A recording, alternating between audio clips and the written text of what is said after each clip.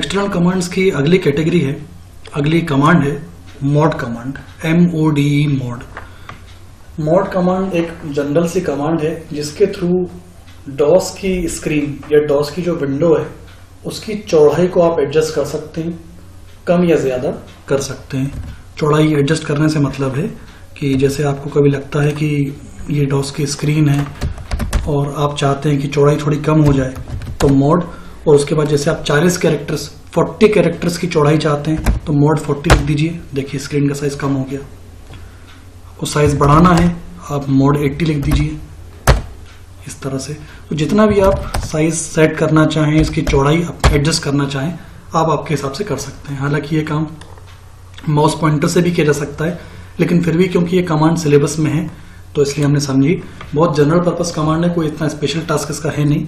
तो आपने यूँ समझा कि जितने कैरेक्टर्स तक का आपको विड्थ रखना हो उतना कैरेक्टर्स आप यहाँ पे कर सकते हैं। तो ये थी मॉड कमांड।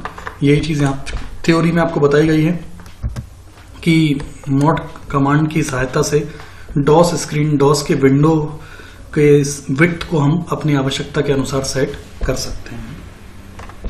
मॉड के बाद अगली कमांड है एट्रीब्यूट कमांड। एट्रीब्यूट का फुल फॉर्म यहाँ पर एट्रीब्यूट्स है। एट्रीब्यूट्स मतलब होता है प्रॉपर्टीज। जैसे आपने कोई फाइल या डायरेक्टरी बनाई, अब आप उसके एट्रीब्यूट्स सेट करना चाहते हैं। एट्रीब्यूट्स मतलब आपको लगता है कि भाई मुझे फाइल को छुपाना है, हाइड करना है, और मैं नहीं चाहता कि वो फाइल या डायरेक्टरी मुझे दिखाई दे या अलग यूजर्स को दिखाई दे, तो हम लोग उसे हिडन कर देते हैं। ये प्रॉपर्टीज आप विंडोज के एनवायरनमेंट में भी सेट कर सकते हैं। आप किसी भी विंडोज के एनवायरनमेंट में अगर हैं और किसी फाइल या फोल्डर को आप हाइड करना चाहते हैं तो उस फाइल या फोल्डर पे आप राइट क्लिक कीजिए, प्रॉपर्टीज पे जाइए और उसके हिडन प्रॉपर्टी को चेक कर दीजिए, टिक कर दीजिए। तो हिडन करते ही वो फाइल दिखाई नहीं देगी और यूजुअली वो आंखों के सामने से ओझल हो जाएगी। तो ये चीज़ डॉस में भी की जा सकती है। अगर आपको लगता है कि कोई फाइल आपको दिख रही है और आप नहीं चाहते कि वो दिखाई दे तो आप उसे एट्रीब्यूट के थ्रू हाइड कर सकते हैं। जैसे यहाँ पर एक फाइल मुझे यहाँ दिख रही है, डायरेक्टरी दिख रही है मुझे इंडिया नाम की, और मैंने एक फाइल भी यहाँ पर बनाई थी माई न्यू फाइल, ये दिख रही है यहाँ पर माई न्यू फाइल। और अगर मैं चाहता हूँ कि माई न्यू फाइल हाइड हो जाए, दिखे नहीं, तो सिंपली मुझे यहाँ पर केवल एक कमांड लिखनी होगी, एट्रीब +H, छुपाते समय प्लस का इस्तेमाल करना है और फिर फाइल का नाम दे देना है माई न्यू फाइल। तो ये मैंने हाइड प्रॉपर्टी सेट की। अब आप जाकर देखिए तो आपको ये माई न्यू फाइल यहाँ पे दिखाई नहीं देगी। ये देखिए पहले दिख रही थी, अब यहाँ पे नहीं है माई न्यू फाइल। ये केवल छुपी है, फाइल डिलीट नहीं हुई है, फाइल रिमूव नहीं हुई है, और इसको आप वापस भी ला सकते हैं। अगर आपको लगता है कि वापस लाना है तो एट्रीब के साथ -H का इस्तेमाल करें और फाइल का नाम दे दीजिए। फाइल का नाम था माई न्यू फाइल। अब जाकर जैसे ही आप डिगायर करेंगे, again you would be able to see the file, आपको फिर से वो फाइल दिखाई देने लगेगी। ये देखिए फाइल। तो कुल मिला के फाइल हाइड करना हो तो एट्रीब के साथ +H का इस्तेमाल करना है। फाइल, छुपी हुई फाइल को वापस सामान्य करना हो तो एट्रीब के साथ -H करना है। हिडन प्रॉपर्टी के अलावा एक रीड ओनली प्रॉपर्टी भी आप सेट कर सकते हैं। जैसे यहाँ पर अभी जो है फाइल है माई न्यू फाइल, स्वाभाविक डेल कमांड की सहायता से मैं इसे डिलीट कर सकता हूँ। अपने डेल कमांड सीखी थी जब हम इंटरनल कमांड्स पढ़ रहे थे, तो हमने डेल कमांड का यूज करके फाइल को डिलीट किया था। तो डेल कमांड की सहायता से मैं इस फाइल को डिलीट कर सकता हूँ अभी। लेकिन अगर मैं चाहता हूँ कि ये फाइल डिलीट नहीं हो, यूजर इसे पढ़ सके, देख सके, छुपे नहीं, देख सके, पढ़ भी सके, लेकिन इसे डिलीट ना कर सके, तो ऐसी परिस्थिति को हम बोलते हैं read only, READ, read only. Read only एक ऐसी अवस्था होती है जिसमें डेटा को देखा जा सकता है, पढ़ा जा सकता है, परंतु उसमें कुछ चेंजेस नहीं किए जा सकते और ना ही फाइल को डिलीट किया जा सकता है। मतलब आप उसमें डिलीट करना ही नहीं, अगर आप उसमें डेटा को बढ़ाना या घटाना चाहेंगे तो वो भी पॉसिबल नहीं है। नाम से ही आप समझ जाइए, रीड ओनली। रीड ओनली मतलब केवल आप उसे पढ़ सकते हैं, देख सकते हैं, उसमें किसी प्रकार का संशोधन, अपडेशन या अमेंडमेंट्स, चेंजेस नहीं कर सकते। तो जैसा मैंने यहाँ पर देखा कि एक फाइल है माई न्यू फाइल, और अभी की स्थिति में मैं इसे डिलीट कर सकता हूँ डेल कमांड से। लेकिन अगर मैं चाहता हूँ कि डिलीट नहीं हो, रीड ओनली बन जाए, तो मुझे एट्रीब +R के साथ फाइल का नाम देना होगा माई न्यू फाइल। कुछ इस तरह से ये फाइल अब रीड ओनली हो चुकी है। अब इसका प्रूफ क्या है? प्रूफ ये है कि ये फाइल अभी आपको दिख रही है यहाँ पे। अब मैं इसे डिलीट करने की कोशिश करूँगा, तो मैं command the del my new file.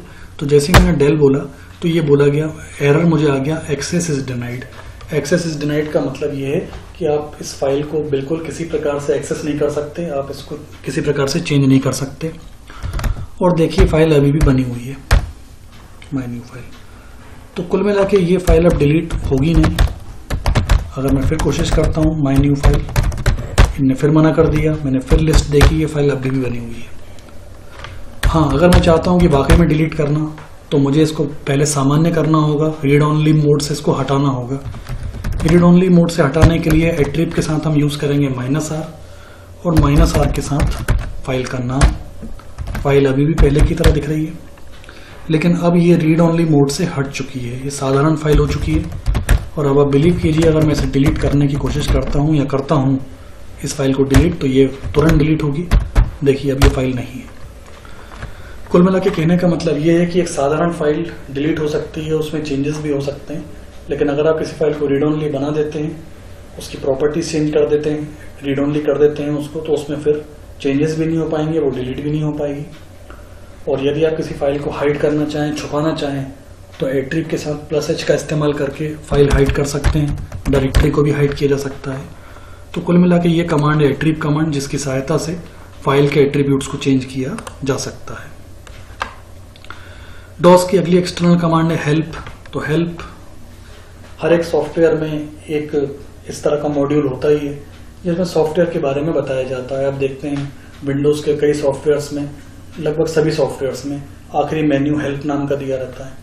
तो सॉफ्टवेयर को किस तरह से चलाना है, उससे रिलेटेड कुछ गाइडलाइंस उस हेल्प मेन्यू में दी रहती हैं। ठीक वैसे ही डॉस में भी ये फीचर है।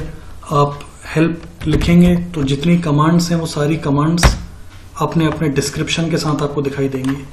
ये देखिए स्टार्ट कमांड से क्या होता है, सॉर्ट्स मैंने आपको बताया था, सॉर्ट के थ्रू हम डेटा को क्रमबद्ध रूप से जमाते हैं। तो अनगिनत कमांड्स हैं, उन प्रत्येक कमांड और प्रत्येक कमांड की डिटेलिंग आप देख सकते हैं हेल्प कमांड की सहायता से। तो जब भी आप कभी किसी कमांड के बारे में, डॉस की कमांड के बारे में जानना चाहें, तो merely you have to write help over there. आपको केवल वहां पे हेल्प लिख के एंटर करना है। You will see the immediate help, आपको तुरंत हेल्प दिखाई देगी, तुरंत प्रत्येक कमांड के बारे में जानकारी दिखाई देगी। हेल्प के बाद अगली कमांड है sys।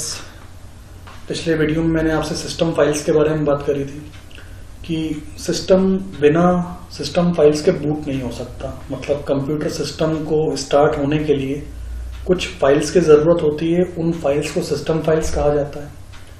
कई बार उनको बूटेबल फाइल्स के नाम से भी जाना जाता है। कंप्यूटर के स्टार्ट होने की प्रक्रिया बूटिंग कहलाती है, और जो फाइल्स इस बूटिंग में मदद करती हैं, बूट होने में, कंप्यूटर को स्टार्ट होने में सहायता प्रदान करती हैं, वो बूटेबल फाइल्स कहलाती हैं। बूटेबल फाइल्स भी इन सिस्टम फाइल्स में ही मौजूद होती हैं। command.com के बारे में मैंने आपको बताया था, जो डॉस को कमांड्स प्रोवाइड करती हैं, वो command.com भी इन सिस्टम फाइल्स में होती हैं। तो कुल मिला के सिस्टम फाइल्स को एक ड्राइव से अगर दूसरी ड्राइव में ट्रांसफर करना हो तो फिर sys कमांड का इस्तेमाल किया जाता है। एग्जाम्पल के लिए आपके हार्ड डिस्क में सिस्टम फाइल्स तो होंगी ही, क्योंकि अगर सिस्टम चल रहा है तो वो चल इस कारण से रहा है क्योंकि सिस्टम फाइल्स प्रॉपर है। आप बिलीव कीजिए अगर सिस्टम फाइल्स नहीं हो या करप्ट हो या मिसिंग हो तो उसका दुष्प्रभाव दिखाई देगा। सिस्टम या तो चलेगा ही नहीं या फिर कुछ ना कुछ उसमें समस्याएं दिखेंगी। तो अगर आपका सिस्टम प्रॉपरली वर्क कर रहा है, इसका मतलब सिस्टम की हार्ड डिस्क में प्रॉपर सिस्टम फाइल्स हैं, अवेलेबल हैं। तो अगर आप इन सिस्टम फाइल्स का बैकअप लेना चाहें, आपके पास पुराने समय में क्या होता था कि फ्लॉपी डिस्क में इनका बैकअप लेके रखा जाता था। तो फ्लॉपी डिस्क को हम रिप्रेजेंट करते हैं ए ड्राइव से, याद रखिएगा। हार्ड डिस्क के जो पार्टीशंस हैं वो CDE के नाम से जाने जाते हैं। ए ड्राइव और बी ड्राइव रिजर्व थी इसलिए कहूंगा क्योंकि पुराने समय में फ्लॉपी का यूज होता था, अभी के समय में प्रैक्टिकली फ्लॉपी डिवाइस यूज में आती नहीं है। तो ए ड्राइव और बी ड्राइव लगभग खत्म ही हो चुके हैं, मतलब यूज में नहीं आते हैं। लेकिन पुराने समय में जब कभी हमारे पास जो सिस्टम फाइल्स हैं, उन सिस्टम फाइल्स को अगर आप फ्लॉपी में लेना चाहते हो, ट्रांसफर करना चाहते हो, कॉपी करना चाहते हो, तो उसके लिए ये कमांड देनी होती थी, sys:. इस कमांड को लिखने के बाद जैसे ही आप इंटर करते थे उस समय में, अभी तो ये कमांड चलेगी नहीं क्योंकि ए ड्राइव हमारे पास फ्लॉपी अवेलेबल नहीं है। उस समय जैसे ही आप इस कमांड को लिख के एंटर करते थे तो एक मैसेज लिखा हुआ आता था सिस्टम ट्रांसफर्ड। ट्रांसफर्ड का मतलब ये मत सोचना कि हार्ड डिस्क की फाइलें, सिस्टम फाइलें फ्लॉपी में पहुंची लेकिन कॉपी होती थी। कॉपी मतलब हार्ड डिस्क में भी रहती थी और उसकी एक कॉपी फ्लॉपी डिस्क में भी पहुंच जाती थी। तो ओवरऑल बात यह है कि इस कमांड की सहायता से सिस्टम फाइल्स को कॉपी किया जाता था। अभी भी अगर आप सिस्टम फाइल्स को देखना चाहें तो एक कमांड होती है dir/as। ये मैंने एक स्विच का इस्तेमाल करा है as का। as जैसे ही आप लिखेंगे तो आपको कुछ सिस्टम फाइल्स के बारे में जानकारी मिलेगी जो सिस्टम फाइल्स के तौर पे कंसिडर की गई हैं। तो बात यह है कि अगर आपको सिस्टम फाइल्स एक ड्राइव से दूसरी ड्राइव में पहुंचानी हो तो आप sys कमांड का इस्तेमाल करेंगे। पहले sys लिखेंगे, जो ड्राइव पहले से खुली है उसमें से सिस्टम फाइल कॉपी होंगी और जो ड्राइव अब आप बाद में लिखेंगे, आप ए ड्राइव लिखेंगे तो ए ड्राइव में वो फाइल्स कॉपी हो जाएंगी। तो यह है sys कमांड, यानी जिसकी सहायता से सिस्टम फाइल्स को एक ड्राइव से दूसरी ड्राइव में कॉपी किया जाता है।